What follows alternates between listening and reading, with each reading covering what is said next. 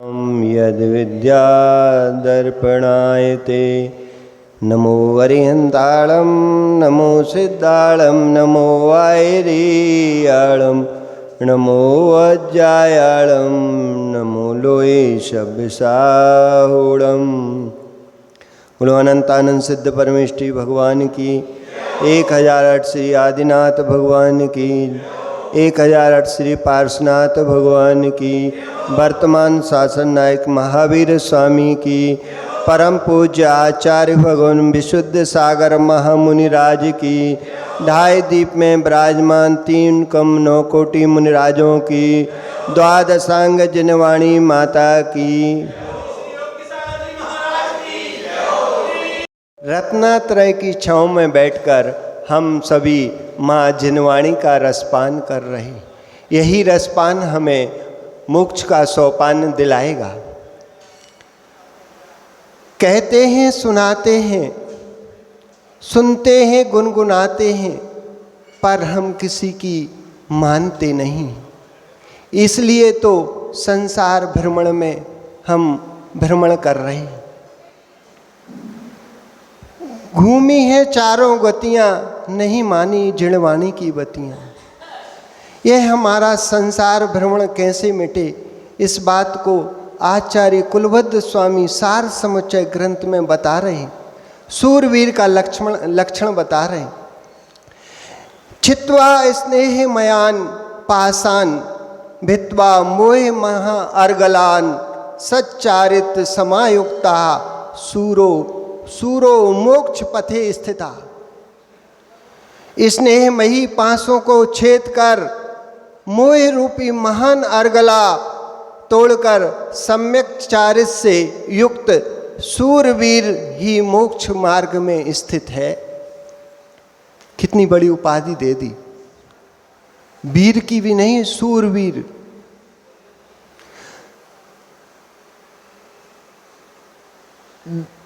सार समुच्चय जी में द्रव्य की शुद्ध सत्ता के साथ साथ अशुद्ध सत्ता की व्याख्या भी कर रहे हैं। जब तक वस्तु की अशुद्धता का बोध नहीं होगा तब तक वस्तु को शुद्ध करने का पुरुषार्थ नहीं होगा।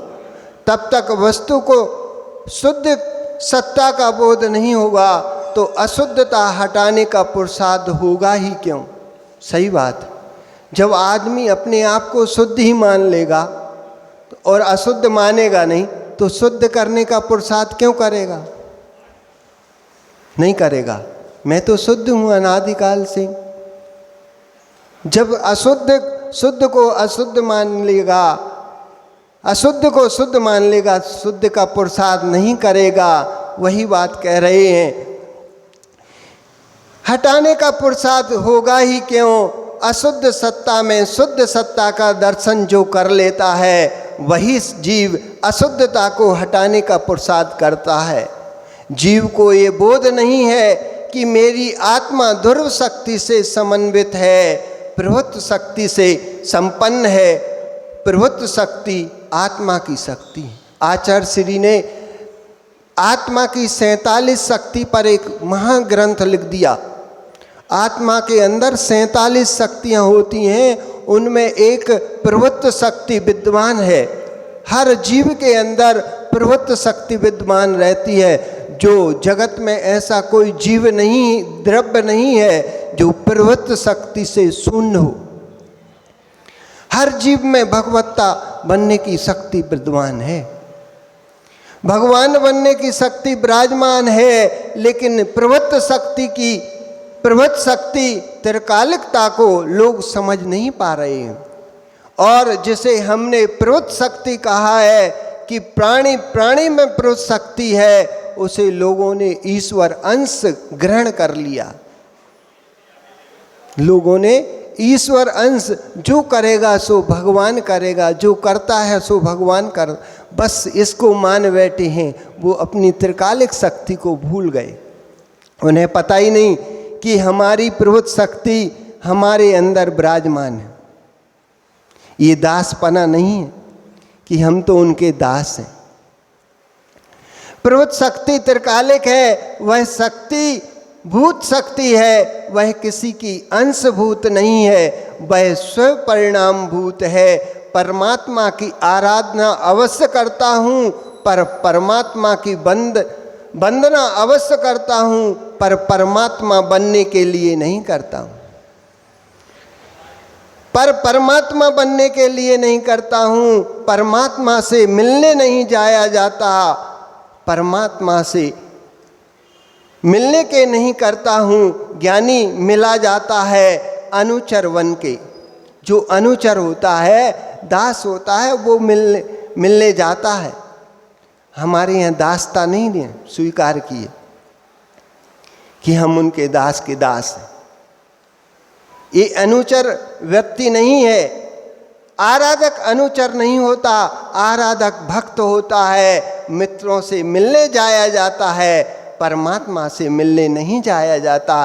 परमात्मा के चरणों में भक्ति करने के लिए जाया जाता है। भक्ति तो भगवान से भगवत्ता मांगने नहीं जाया जाता कि भगवान हमें भगवान बना दो।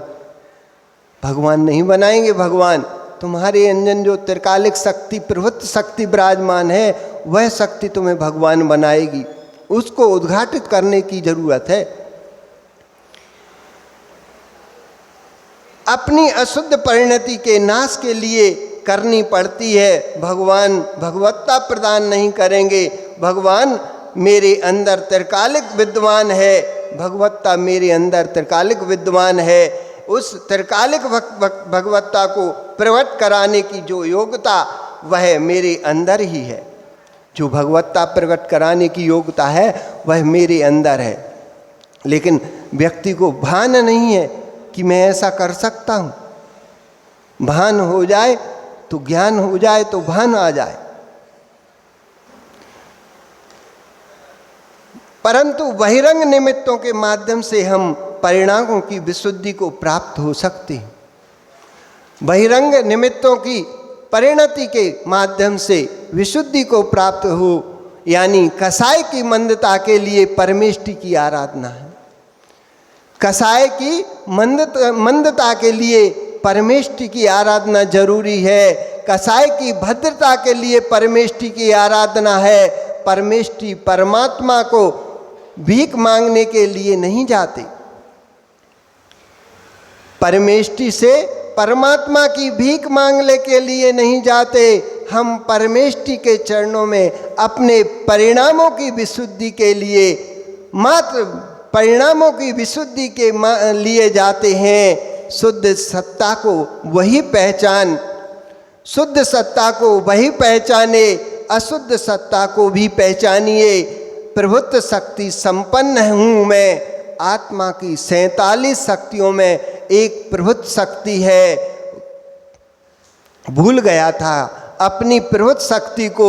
जब अपनी प्रभुत्व शक्ति को पहचान लेता है, फिर उसको उद्घाटित करने का पुरुषार्थ करता। सही बात है।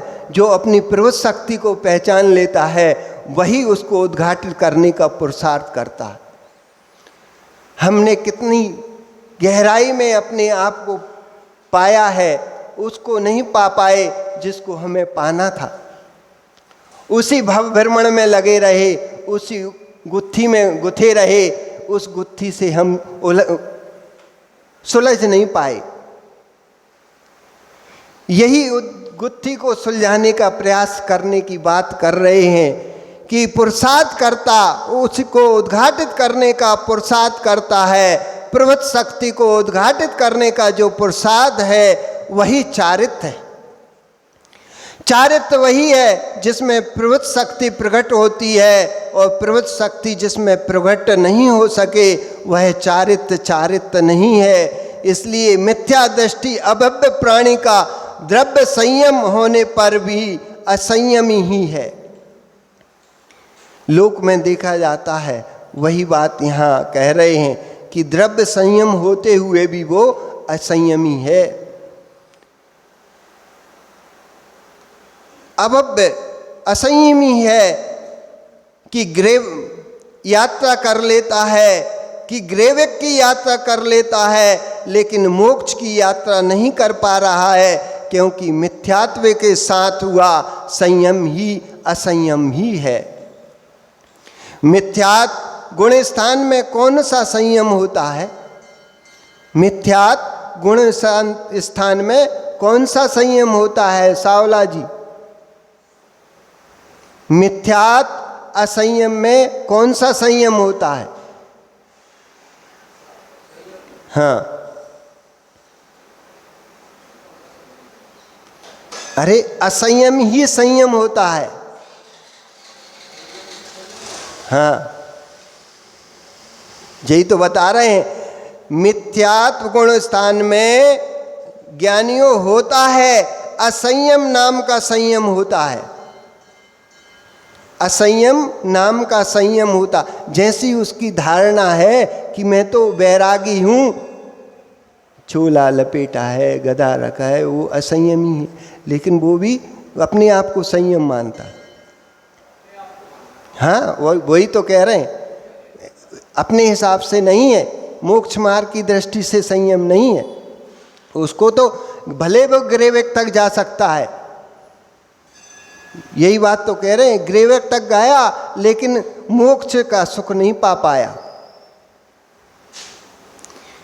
उस असंयम की रक्षा संयम से हो सकती है, सम्यक प्रकट हो जाएगा, लेकिन मोक्ष तभी जा पाएगा जब संयम स्वीकारेगा।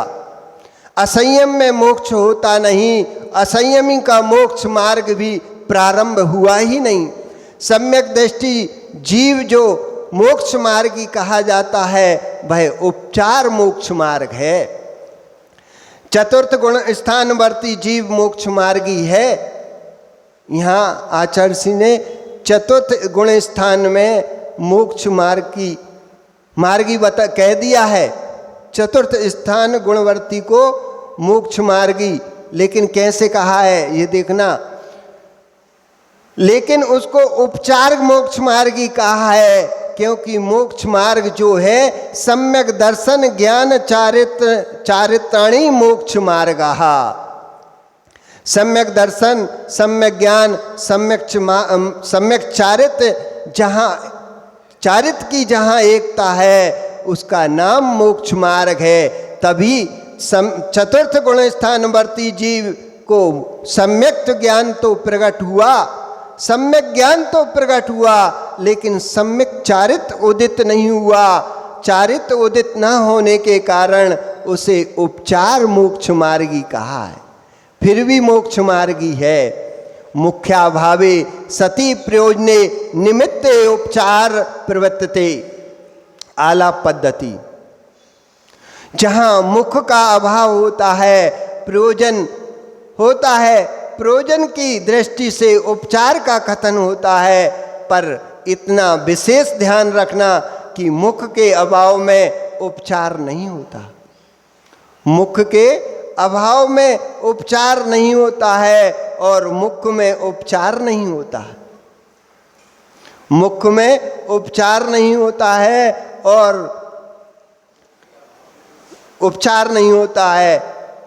कोई महावीर नाम का पुरुष विशेष था, तभी महावीर भगवान महावीर की प्रतिमा है। यदि महावीर नाम का पुरुष ना होता तो महावीर की कोई मूर्ति नहीं होती। मुख के अभाव में उपचार लगता है, परंतु मुख के अवस्तुभूत अभाव नहीं होता। मुख का अवस्तुभूत अभाव नहीं होता। तत्काल में तत्समय में अभाव है, तत्काल में तत्समय में अभाव है। अस्मिन् प्रदेशे घटम नास्ति, एक और सूत्र दे दिया, अस्मिन् प्रदेशे घटम नास्ति, इस प्रदेश में घट नहीं है। लेकिन इसका तात्पर्य ये नहीं कि घट का अभाव है, घट का सद्भाव तो है पर इस प्रदेश में नहीं। मोक्ष तो है, मनो इस काल में नहीं है, पहले था और रहेगा, लेकिन समय अभी नहीं है, तो हम क्या मोक्ष पुरुषार्थ नहीं कर सकेंगे। जैसे आचार्य श्री एक उदाहरण देते हैं कि जैसे ट्रेन आ रही है और फाटक लग गया, तो जब तक फाटक लगा है तब तक तुम क्रॉस नहीं कर सकते, मार्ग को पार नहीं कर सकते। लेकिन जब फाटक खुलेगा तो पार कर सकते हैं कि नहीं? तो अभी फाटक बंद है मोक्ष जाने का, लेकिन हम तो तैयार हैं, जैसे ही खुलेगा हम मोक्ष पहुंच जाएंगे। तो कहो कि पंचम काल में मोक्ष नहीं है तो हम पुरुषार्थ क्यों करें? भैया भले पंचम काल में मोक्ष नहीं है, लेकिन जैसे ही सुकाल आएगा तो हम तो तैयार तो रहें, जैसे ही फाटक खुलेगा हम मोक्ष चले जाएंगे। तैयार रहो। इसी पे आचार्य श्री ने वस्तुत्व महाकाव्य में एक कविता लिखी है, वो सुनाते हैं आपको। परमात्मा त्रिकालिक अभाव उसका कभी नहीं हुआ, कर्मातीत परम ब्रह्म परमात्मा शिव सुख में लीन। कर्मातीत परम ब्रह्म परमात्मा शिव सुख में लीन, पर चिंता शून्य